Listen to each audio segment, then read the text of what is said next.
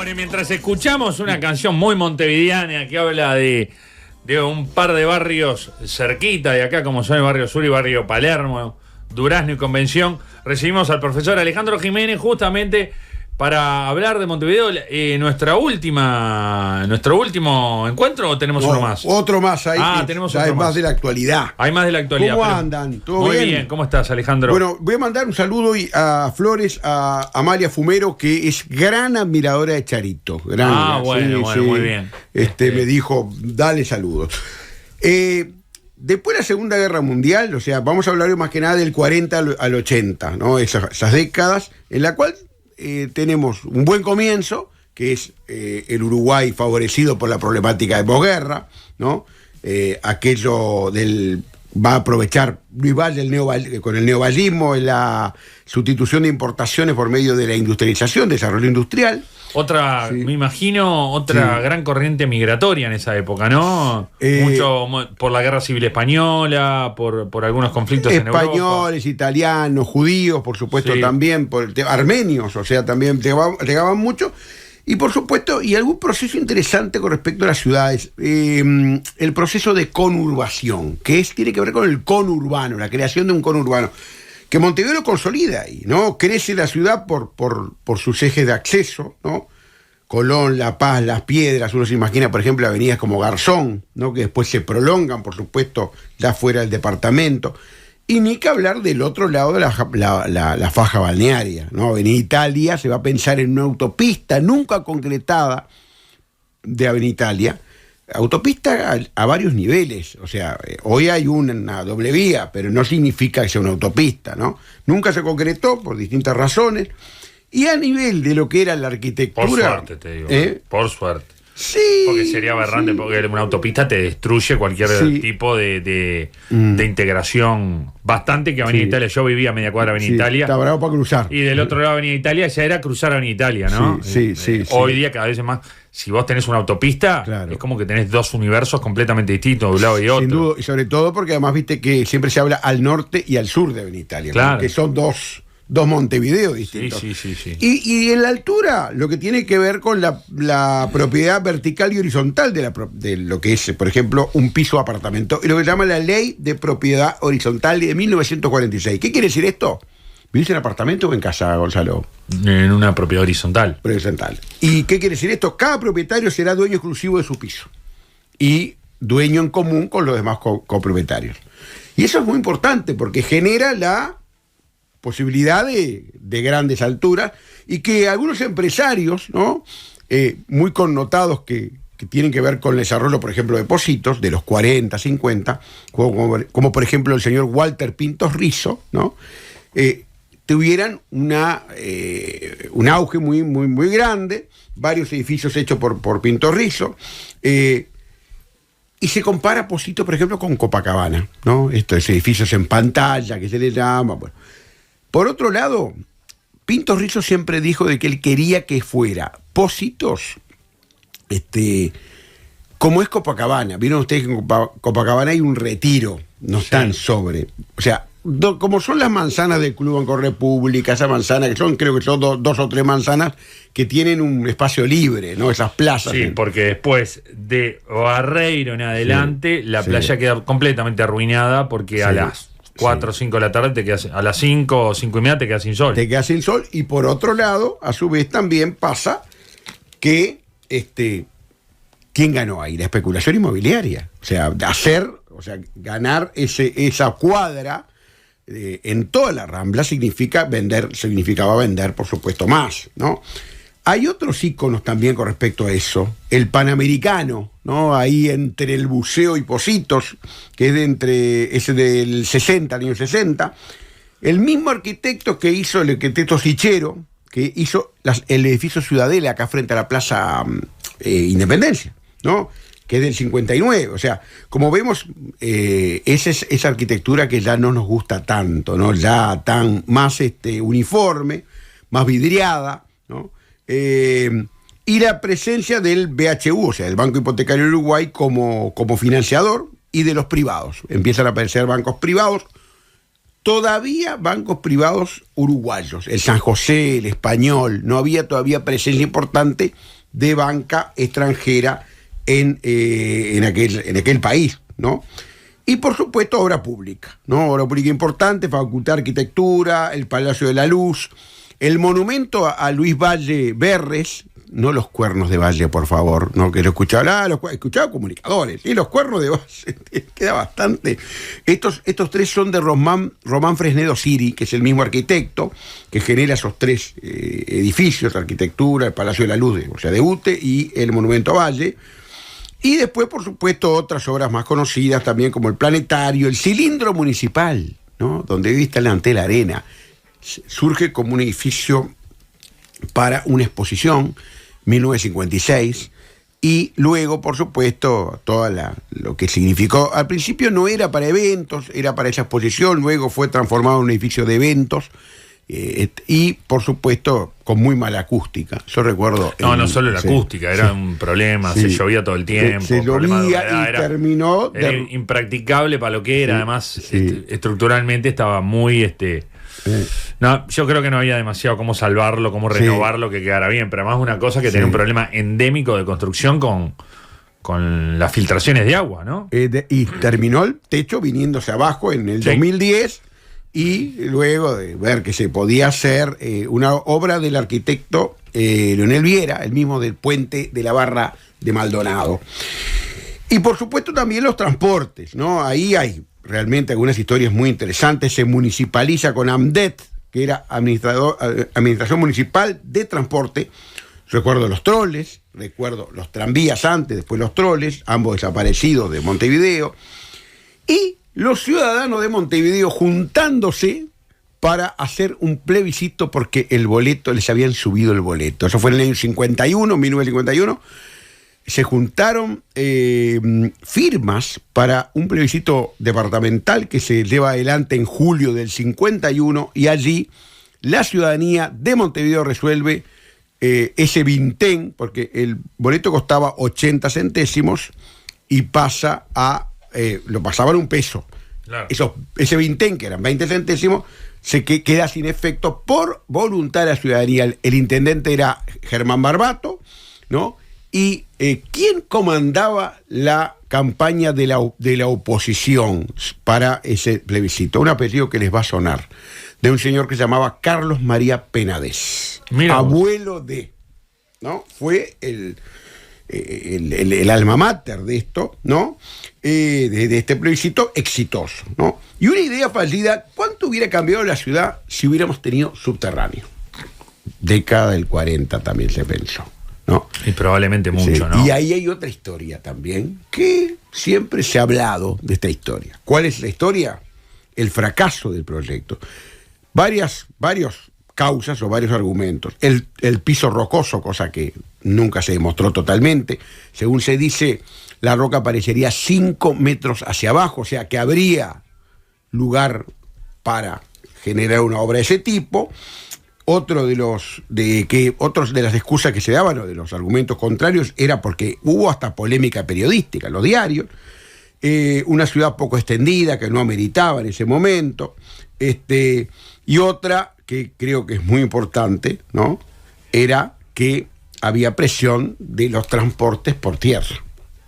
Porque estamos hablando de que por día podía llegar a transportar 26.000 pasajeros el metro de Montevideo. O sea que estamos hablando de que para los transportes terrestres que tenían y tienen el monopolio, no por ahora. No, es que probablemente con el correr del tiempo podría hasta incluso implicar, como en el caso en algunas ciudades, la desaparición del transporte por tierra. Totalmente.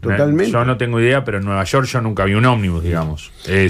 La gente se mueve únicamente en metro, porque no tiene sentido cuando vos tenés calles chicas, abarrotadas, todo, y tenés un transporte que comunica todo, te lleva a todas partes, digamos. Buenos Aires, digamos, no tiene una cobertura tan grande, pero el uso del metro en las ciudades que lo tiene es tremendamente extendido, es mucho más cómodo. Gonza, en el 41, 42 discutíamos esto, y Buenos Aires ya lo tenía desde hacía 30 años antes, del 1911, el primer subterráneo en Buenos Aires.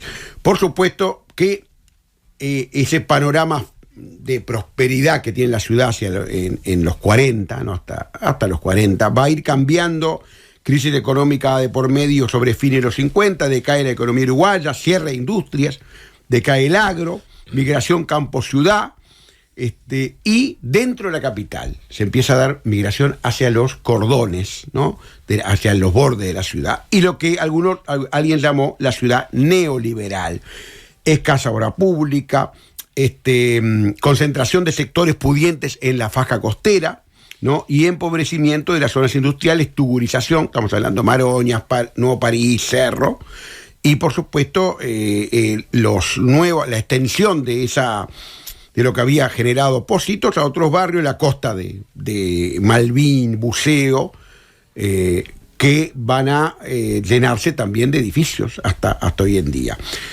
Hay una iniciativa muy interesante con respecto a la vivienda que es de los 60 y es la ley nacional que va a llevar adelante Juan Pablo Terra, senador democristiano en 1968, que permite la generación de algunos edificios interesantes, ¿no? El Parque Posadas, Malvin Alto, ambos del arquitecto Pérez Noble, Homero Pérez Noble, y la experiencia muy interesante del cooperativismo de viviendas, que surge en los 60.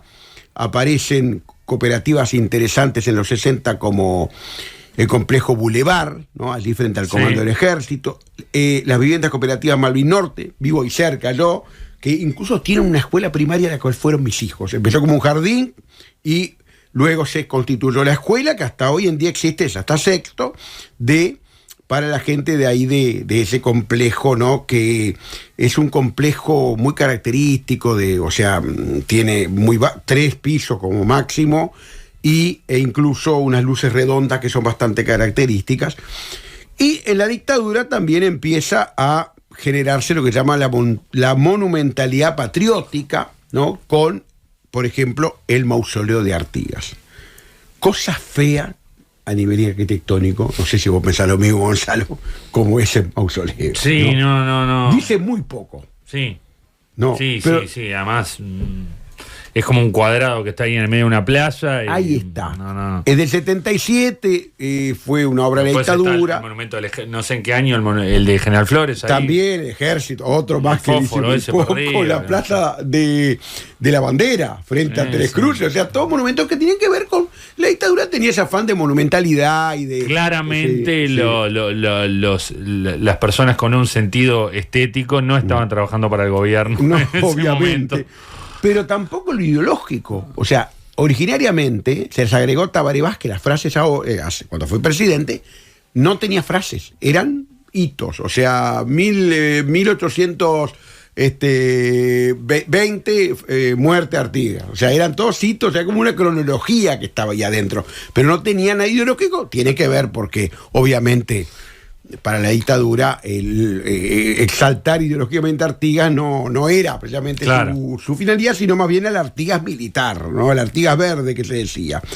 Y por supuesto la obra del Grupo de Estudios Urbanos era un grupo de arquitectos que van a empezar a generar charlas, generar reuniones para la problemática, sobre todo en la Ciudad Vieja, en donde empezó a ser conocido un arquitecto cuyo nombre era Mariano Arana, ¿no? Claro. Arana empieza con esa lógica de ir a reunirse con gente, plena dictadura, logran que se suspendan las demoliciones en el año 1982 y logran también la instalación de la Comisión Especial Permanente de la Ciudad Vieja, ¿no? Que buscaba una ciudad viva, o sea, una ciudad vieja como lugar de vida y no tanto como museo, ¿no? La peatonal Sarandí de los años 90, ¿no? Que ya estaba prevista en el año 1926, ya existían proyectos de generar peatonales, y por supuesto en algo que todavía yo creo que que es tratar de refuncionalizar la Ciudad Vieja, ¿no? Recuperarla desde el punto de vista urbano, hacerlo un lugar para vivir, que es un poco lo que es el actual Ciudad Vieja Late, creo que es el plan actual. Y por último, lo que es la decadencia del centro, ¿no? Los que nos gustaba ir al centro de niños, nos llevaban al cine porque había que ir a salir a mirar vidrieras y al cine. sector sobresalido. Claro. La decadencia que genera el ambulantismo, la inseguridad, el surgimiento de los shoppings atenta contra el centro, otro sector de la ciudad que está todavía, la está peleando todavía, yo creo hasta ahora, ¿no? Porque no ha recuperado su antiguo esplendor, quién sabe si lo va a recuperar, ¿no? Y una obra muy importante para la dictadura fueron los accesos a Montevideo, que agilitaron, o sea, lo que era la salida y la entrada a la ciudad, pero generaron la pérdida de algunos barrios emblemáticos como La Teja y Capurro. Capurro pierde su playa y ve afectado su parque, que recién hace pocos años se restauró, ¿no? O sea que en definitiva, este penúltimo capítulo terminamos con esa ciudad neoliberal, que es la ciudad que recibe luego... En contraste de una ciudad que venía siendo pujante, que un país que a viento de cola de un país que tenía ingresos absolutamente excepcionales, producto de un contexto internacional que lo favorecía, empieza a ser como una ciudad un poco en decadencia. En decadencia, digamos, ¿no? Empobrecida, pauperizada. Que en el momento que no tenés el caño ese de plata que te va entrando, ahí se nota más la falta de posibilidades de encarar las nuevas problemáticas que van surgiendo, o la creatividad, o la necesaria...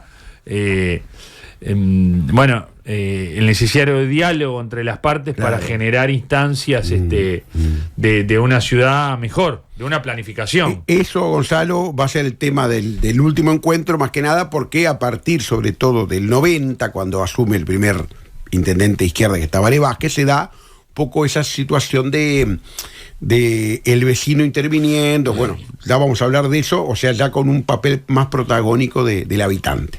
Perfecto. Bueno, Alejandro, nos encontramos el próximo jueves, entonces, un gustazo. Para seguir hablando de Montevideo. Les recordamos que está editado recientemente el libro, pese a que nosotros nos olvidamos de traerlo para sortearlo.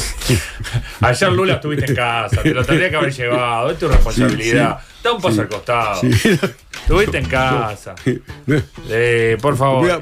No, en defensa de la compañera no es para tanto, me parece, ¿no? Está el libro, aquellos que disfruten de las columnas, está el libro del profesor Alejandro Jiménez con la historia de Montevideo. Bueno, muchas gracias y cuando se haga el sorteo me llaman y lo firmo. Sí, está sacado cuadro. Lo que pasa es que... Lula va. Lula, ¿por qué es el responsable Lula? No sé por qué me lo dio a mí el libro. No, vos te llevaste el tuyo y el otro también. No sé por qué me lo diste vos. Perdóname, Gonzalo, tenés dos además. Tengo dos. Te lo llevaste vos, me lo llevaste vos a mi casa para que se genere todo esto. Bueno, para que gracias. se genere todo esto. Bueno, gracias, Alejandro. Un gustazo. Giustizia Infinita 2024